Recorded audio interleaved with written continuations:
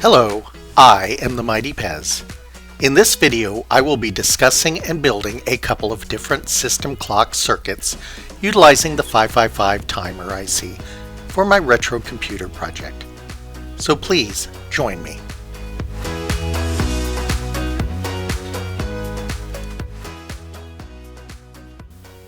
So far in my homebrew retro breadboard computer project, I've built an interface that will store data to or display data from memory depending on the mode selected. However, I am still missing two major functions that will make this a computer, a CPU and a system clock. Here I am loading a predefined pattern into memory by entering each bit into a data register and pushing the store button. In exam mode, I read the pattern from memory by incrementing the address bus. In order to complete my basic system, however, it is now time to focus on the clock and CPU modules. In this video, I will now focus on building the clock module, which will provide support for a free-running fast crystal clock for normal operations, and a manually triggered clock and free-running slow clock for debugging operations. The fast clock will be a common off-the-shelf crystal oscillator. I have chosen a 1 MHz crystal and will allow myself the leeway in 2023 to refer to that speed as a fast clock. Hopefully, in future videos, if I can get 1 MHz to work, I may go crazy and allow myself a 2 or 4 MHz fast clock. The manual clock will be implemented using a monostable multivibrator circuit. The difference between this circuit and a simple momentary switch is the amount of time that the circuit remains triggered is a constant regardless of the length of the button press. The free-running slow clock will be implemented using an astable multivibrator circuit. This circuit will cycle between low and high states, with each state having a separately computed duration. The total time t will be the sum of the duration for each state. Both the manual and the free-running slow clock circuits will be implemented using a 556 timer IC, which is the dual timer circuit version of the popular 555 timer IC. I will provide a brief overview of the two circuits that I will be building. First, for the monostable one-shot clock, there are two key components that define the timing of the circuit, a resistor and a capacitor. We will discuss the math behind the timing calculations for each circuit as we demonstrate the actual circuits. The resistor is placed between positive voltage and the discharge pin, while the capacitor is placed between the threshold pin and ground. Additionally, to smooth the control voltage, a small 10 nanofarad capacitor is added. For the astable clock, two resistors and a capacitor combine to define the components of the circuit timing calculation. Resistor 1 ties the input voltage and the discharge together, while resistor 2 ties the discharge and trigger pins together. The capacitor ties the threshold and trigger pins to ground. Again, an additional 10 nanofarad capacitor is added for control voltage smoothing. Now let's touch on the timing properties of the monostable circuit. On this slide, you can see that the green arrows represent the trigger point for the circuit, and the value t represents the duration spent in the high state after the circuit is triggered. Notice that any additional trigger while already in the high state does not extend or otherwise alter the value t. To calculate the value of t, otherwise known as t high, for the monostable circuit, we take the resistor value in ohms, multiply it by the capacitor value in farads, and multiply it again by the constant value of the natural log of 3, which is approximately 1.1. For the timing characteristics of the astable circuit, we have two primary values, T1 or T high, which is the time spent in the high state, whereas T2 or T low is the time spent in the low state. In this circuit, T is the sum of the values of T1 and T2.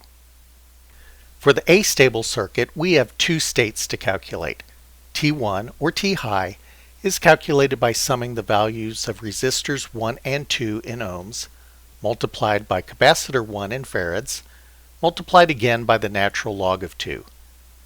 T2 or T low is calculated by multiplying the value of resistor 2 by the value of capacitor 1, multiplied by the constant value of the natural log of 2, approximately 0.69.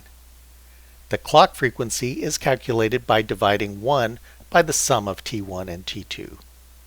After building the circuits, I will calculate the expected values based on components used and compare the results to actual measured values. Here I show the pin layout of the 556 dual timer IC. Notice that each half of the IC represents one complete 555 circuit. Additionally, I have listed all of the components and connection points for both of the clock circuits that I will be building. I will be showing each of these component connections as I assemble the circuits. In this part of the video, I will go over the wiring for the monostable circuit. We will start by connecting the threshold pin to ground with a 10 microfarad capacitor. We will then place a 10 nanofarad capacitor between the control pin and ground to smooth out the control voltage. Next, we connect the discharge pin to the input voltage with a 100 kilo ohm resistor.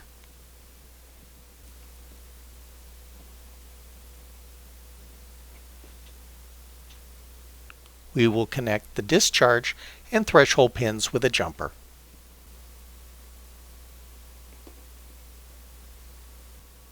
Next, tie the reset high with another jumper.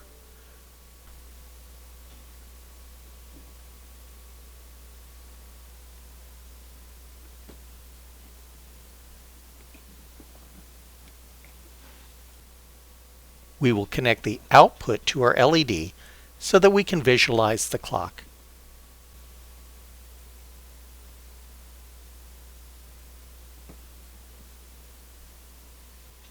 Finally, we connect the input button to the trigger pin.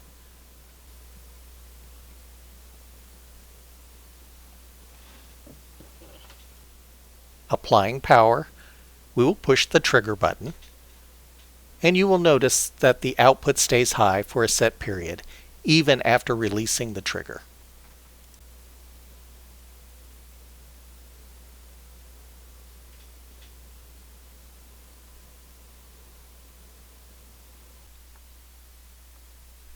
Now I will assemble the astable multivibrator circuit. First, I will place the 10 nanofarad capacitor between the control pin and ground. Then I will connect a 4.7 microfarad capacitor between the threshold and ground. Then we'll connect a 10 kilo ohm resistor between the discharge and reset pins. Then we connect a 100 kilo ohm resistor between the discharge and trigger pins.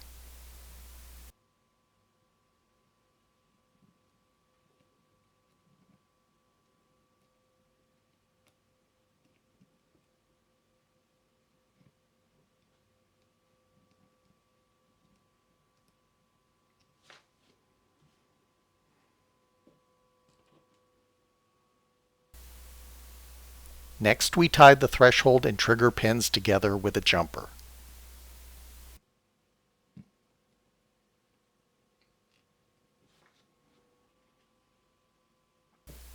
We tie the reset pin high.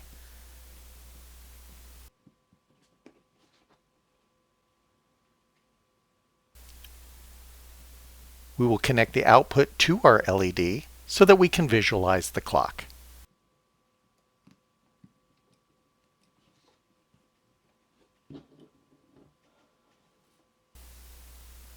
After applying power, you will notice the clock cycling on a regular interval.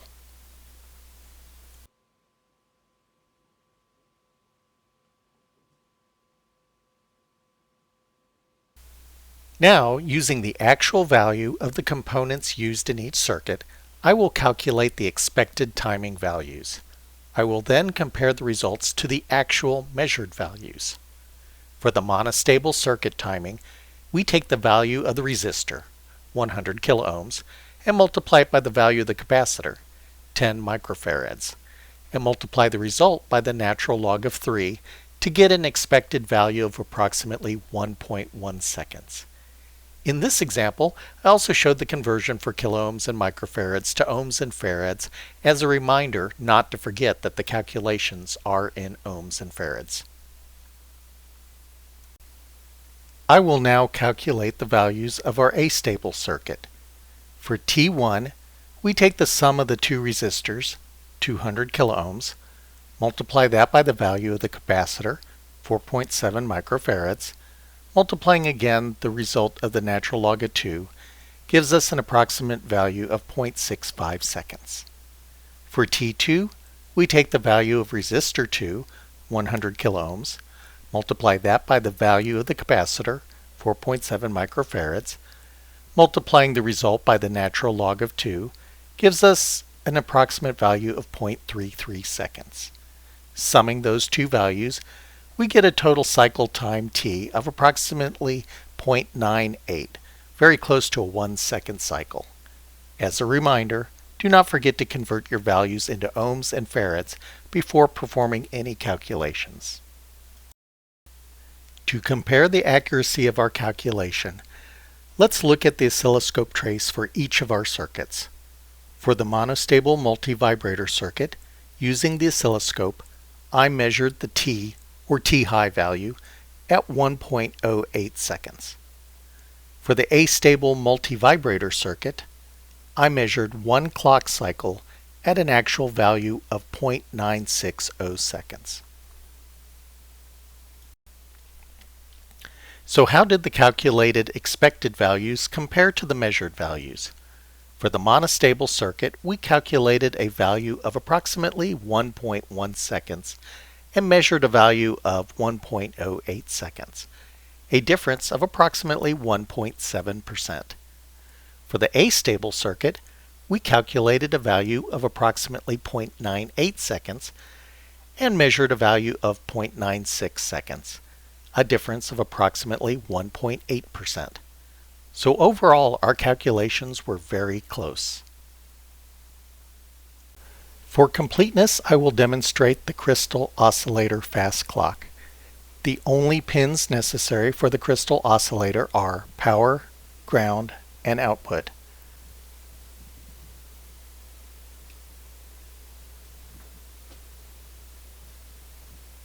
Although the output appears to be in a solid high state, it is actually cycling on and off a million times a second.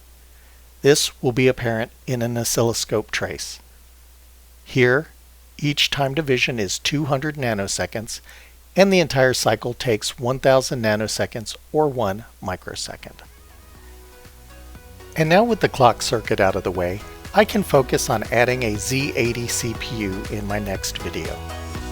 I hope this was informative and that you will join me again.